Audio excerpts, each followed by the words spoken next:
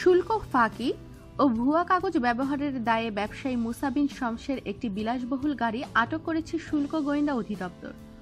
মঙ্গলবার ধানমন্ডির একটি বাড়ি থেকে বিলাসবহুল রেঞ্জ রোভার গাড়িটি আটক করে গোয়েন্দারা।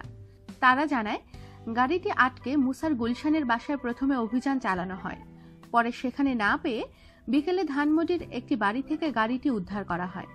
গোয়েন্দারা আরও জানান, মুসা বিন শমসেরকে সকাল ৮টার দিকে গাড়িটি হস্তান্তরের জন্য নোটিশ করা হয়, কিন্তু আগেই টের পেয়ে ধানমন্ডির এক আত্মীয়ের বাসায় গাড়িটি লুকিয়ে রাখেন তিনি। পরে শুল্ক গোয়েন্দা সদস্যরা বিকাল ৩:৩০টার দিকে ধানমন্ডির ৬/এ নম্বর সড়কের ৫১ নম্বর বাড়ির লেক ব্রিজ অ্যাপার্টমেন্টে গাড়িটির খোঁজ পান। ভোলার বিআরটিসি অফিস সূত্রে জানা যায়, গাড়িটি পাবনার ফখরুজ্জামান নামের ব্যক্তির নামে রেজিস্ট্রেশন করা আছে।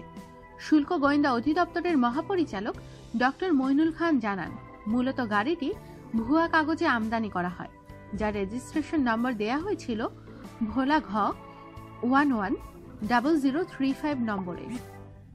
গাড়িটির নথিপত্র যাচাই করে দেখা গেছে ২০১১ সালে ১৩ই ডিসেম্বর চট্টগ্রাম কাস্টমস হাউসের বিল অফ এন্ট্রি 1045911 নম্বরের ১৩০% শুল্ক দিয়ে ভোলা থেকে রেজিস্ট্রেশন করা হয়েছে।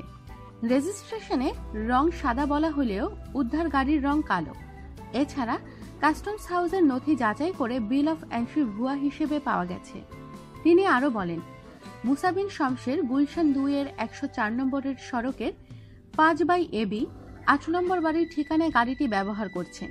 এ বিষয়ে বাড়ির সিসিটিভি ক্যামেরায় ভিডিও ফুটেজও সংগ্রহ করা হয়েছে।